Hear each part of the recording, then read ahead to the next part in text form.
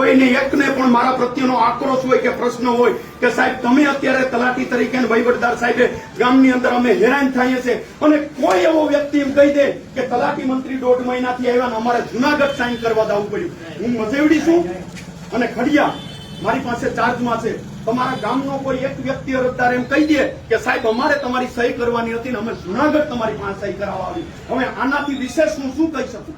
કોઈ એકવાર એમ કહી દે અરજદાર કે અમે તલાટી મંત્રી સાહેબની સહી કરાવવા અમારે જુનાગઢ જવું પડ્યું, એવું બન્યું છે?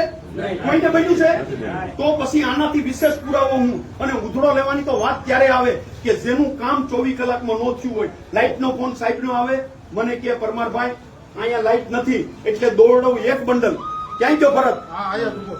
ભાઈ એક બંડલ નું કીધું તું ને, 2 બંડલ આવ્યા ને, તે કેટલા લેમ્પ કીધા હતા?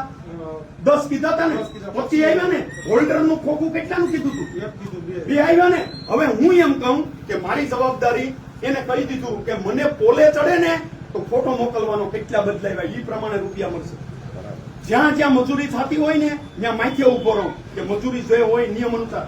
ભાઈ વાળવા વાળી બહેનોને બોલાવી કે ભાઈ બસ સ્ટેન્ડે સફાઈ કેમ નથી, બોલાવી. પંચાયતનો રૂપિયો જેને પૂછવામાં આવે છે પૂછી મેં કીધું છે અહીંના વહીવટદાર જો આ બધા બેઠા ને વહીવટદાર એને કીધું છે કે તમારે સેવા કરવી હોય તો ગામમાં તમે તમારે કરો, પંચાયતમાંથી તમારે રૂપિયા જોતા હોય ને તો પંચાયતને પૂછવું પડશે. વાંધો આ છે, બાકી બીજો કઈ વાંધો નથી. કઈ મંત્રી આવીને રાતે કઈ ખાઈ નથી જતો, બરાબર?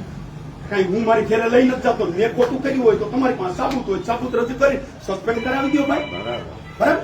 તમે સાબુત રજૂ કરો ને સસ્પેન્ડ કરાવી દો. તલાટી મંત્રી શું ભ્રષ્ટાચાર કરી શકે? એનો પાવર હું ભાઈ. અને કર્મચારી કોઈ દિવસ ખોટું ન કરે, એની નોકરીની જવાબદારી આવે. ખોટું કરે જ નહીં, અને ખોટું કરે તો એને બીવું પડે. અને આ તો પંચનો માલ છે, આમાં ખોટું હાલે જ નહીં. તમામ જેટલા ચેક છે ને 500 રૂપિયા પણ